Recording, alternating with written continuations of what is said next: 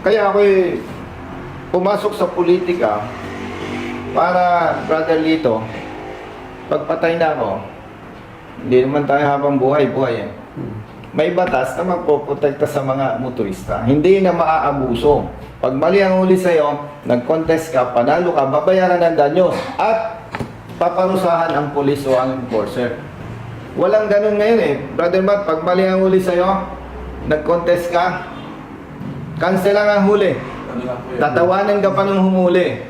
Dumulog kay Colonel Busita ang isang OFW dahil nagkaproblema siya sa pag-renew ng kanyang lisensya. Agaran namang itong inaksyonan ni Colonel Busita. At ang batas ni Colonel Busita na dapat sana'y magpoprotekta sa mga motorista na hindi pala lumusot sa Kongreso. Kaya tara, sabay-sabay nating panoorin ang kapanapanabik na eksena ukol dito. Pero bago yun, huwag niyo kalimutan mag-subscribe. Alright. Brother, hindi ako ang LTO chief,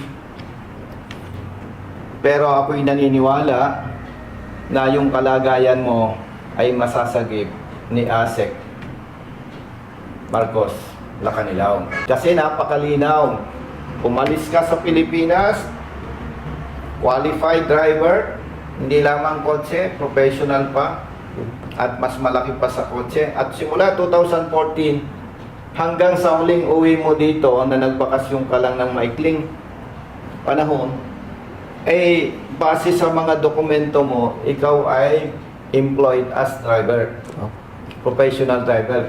Kaya napakahalaga. Dahil kung ipagpalagay natin na hindi maging maayos ito, ay para ka nang pinutulan ng maayos at marangal na hanap buhay. At ako naman, hindi naniniwala. Hindi ko itinataya si ASEC Lacanilaw. Yes.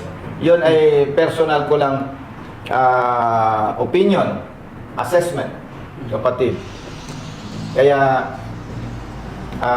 ready ka bukas, tatawag tayo kay LTO Chief at idudulog natin itong problema mo. Kumbaga, brother, malamang nagdasal ka at parte kami ng tugon ng Diyos para makatulong sa'yo. Kami ang tulay. Kasi, Brother Matt, alam mo, more than 30 years ako sa service. Hindi ko naman siya hinahamak. No? At siguro napansin mo din yan. Yes. May mga pinupuntahan tayong government agency. Akala mo mga siga? Mismo po. Saksi. Di ba, naalala mo yung pinuntahan natin? Hindi ko nababanggitin.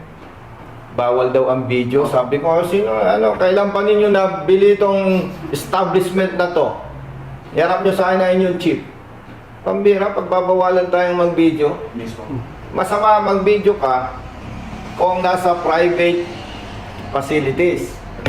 Masamang mag-video ka kung ang pag-uusapan personal. Pero hindi naman tayo pumupunta sa kanila katulad nung sa BIR, Bureau of Immigration. Hindi naman tayo pupunta doon para makipagkwentuhan lang eh. Tama ba? Tama po. Kaya, again, going back, dudulog tayo kay ASEC Lacanilaw. Maraming salamat po. Salamat po. Brother Matt, Yes po. remind mo ko mamaya, Okay. tatawag tayo sa LTO Chief. Manalangin ka na available siya bukas. Opo. Bukas is Thursday. Thursday. Kung hindi naman available, Thursday. Ang maganda lang kay ASEC Lacanilaw, pag nag-text o tumawag ako at available siya, welcome tayo sa office. Yes. Kasi siguro kilala na tayo ni ASEC Lacanilaw na hindi naman tayo lalapit ng personal o yung parang nagte-take advantage. Tama. No? At hindi naman natin gagawin yun. Kasi kapag ginawa natin yung brother, masisira tayo sa ating mga kababayan. Tama. Lalo pa at hindi na ako congressman ngayon, no? Yes. And we are very thankful na yung mga opisina, Brother Matt, na pinupuntahan natin, ay well accommodated pa naman tayo, no? Tama. Hindi lang natin alam doon sa ibang opisina kung pagtalikod natin. So far po, wala naman tayo nagkaroon. So, ganun kapatid. Kaya ni-require kita na i-presenta ito. Mahirap humarap sa LTO Chief kung wala tayong mga ebidensya at sapat na dokumento. Tama. Tama. Okay? And regards sa family mo. Ang Maraming. family mo ang mga anak mo nasa Leyte or Manila? Nandito po sa Malabon, nag-aaral sila. Nag-aaral. Opo. So, going back, brother, monitor with mag-coordinate lang si Brother Matt sa'yo. Sige po. At kapag nakausap ko mamaya si Asek Lacanilaw, kung ano yung araw na ibibigay niya. By the way, hanggang kailan ang bakasyon mo? Sa 29 po ang balik ko sa ibang bansa. Sa 29. January O 29. sige, mag-relax ka na lang muna. Sige po. At ipagtiwala natin ito kay Asek Lacanilaw. Maraming salamat. Hindi ko siya itinataya, hindi ko siya ikinukompormiso sa'yo, pero base dito sa records, base sa background mo sa employment from 2014 until now, ang trabaho mo doon ay driver, professional, talagang hindi acceptable na yung magiging renewal ng lisensya mo ay non-professional with restriction code 2. Equivalent.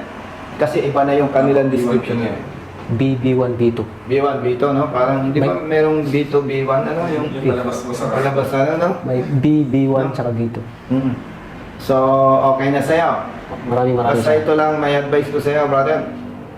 Share ko lang ito sa'yo. Opo. Pag may problema o pinagtitiwala ako sa Diyos.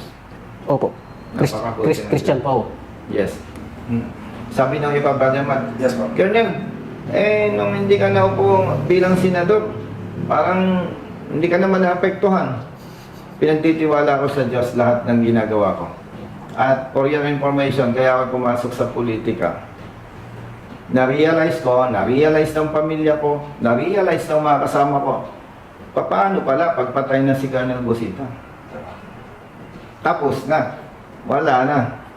Hindi naman tayo nagmamalaki. Saan ka pwedeng magsumbong?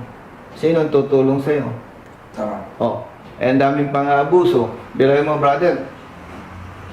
Truck driver, galang Mindanao. Mahuhuli ng LTO, mali ang huli. Expired registration, ang multa 12,000 pesos. Mabigat po yan. Meron pa tayong aaksyonan sa Jensan. No? Yes, po. Lady rider.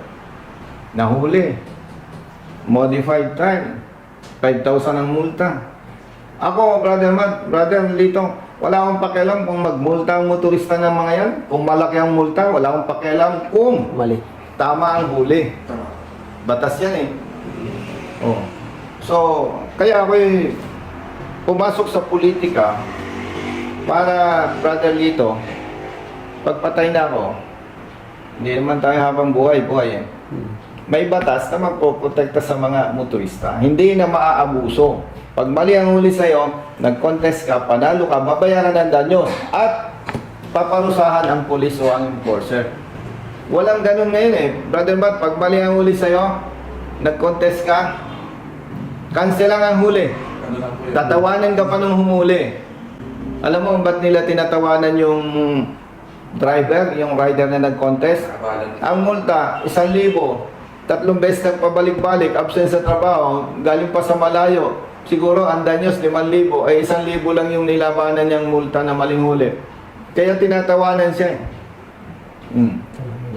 Kaya yon ang gusto natin. At pangalawa, Brother Lito, at banggitin ko sa ating mga kababayan, base sa datos, more or less 12,000 Pilipino ang namamatay sa aksidente. Taon-taon. Kaya nga po.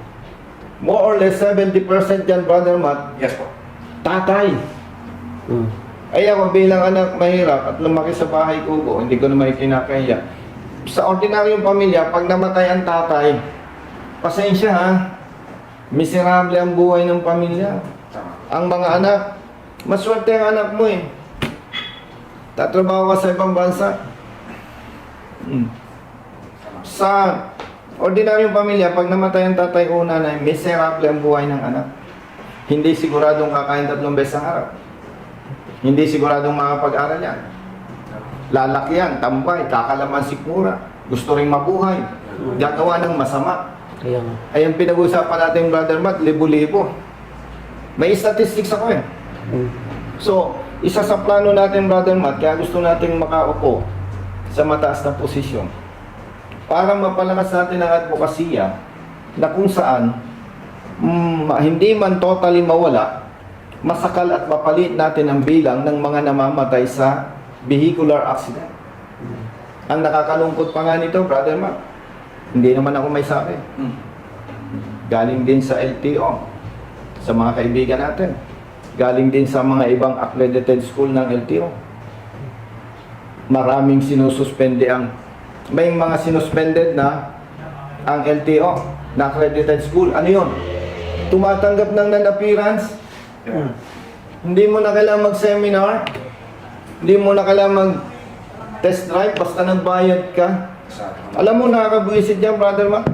Buhay ang pinag-uusapan eh. Hindi yung pera. Buhay at kinabukasan. Ano pa?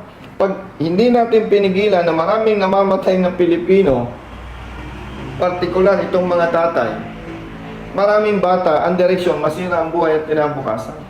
So, ang ginigiba nitong vehicular accidents, itong road crashes, Brother Matt, pag inisip mo mabuti, ang ginigiba nito, pamilya at sambayan ng Pilipino. Kasi nga, ang pinag-usapan natin, libo-libo. Kaya, yan yung nagtutulak sa atin na pumasok sa politika. Hindi tayo pwedeng maging mahina. Tama. At hindi naman tayo nalulungkot dahil pinagtitiwala natin sa Diyos. Tama po yan. Siguro naman, baka sakali, kung ano ang kalooban ng Diyos at kalooban ng taong bayan, doon tayo. Basta hanggang may lakas at may kakayahan laban. No? So, okay, brother. Maraming salamat. Kanina, tinanong kita kung kumain ka ng tanghalian, di ba? Tapos na po, sir. Yan ang gusto ko sa'yo. Basta pupunta ka dito, nakakain ka ng tanghalian. No? At kung hindi naman kasobrahan, baka dumaan ka ng chowking. Pero malimutan mo na yung chowking at Jollibee na pasalubong. Wow po. Ang huwag mo lang kakalimutan, 7.5 ang size ng sapatos. Ano ba yung siya kayo 9? Hindi, joke lang. Marami akong sapatos. Yeah po. Pinapatawa ka namin kuya. So, okay na. Pwede po bang magpa-picture? Brother Matt, Ayaw kumain ko kayo. kayo na lang magkausap. Yes, sir. Okay?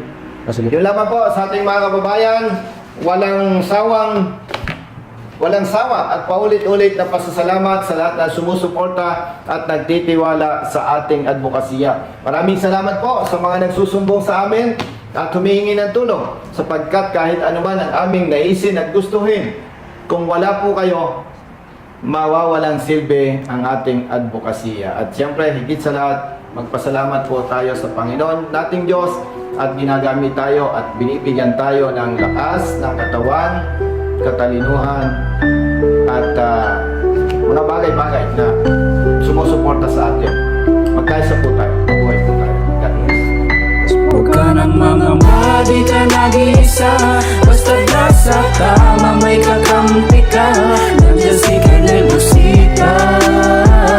Nandiyan si Colonel Busita. Huwag ka nang mangamba, di ka nag-iisa. Basta nasa tama, may kakampi ka. Nandiyan si Colonel Busita. Nandiyan si Colonel Busita. Bilat sa init, minsa'y basa din ng ulan. Pawis na gumuguhit sa mismo ring katawan.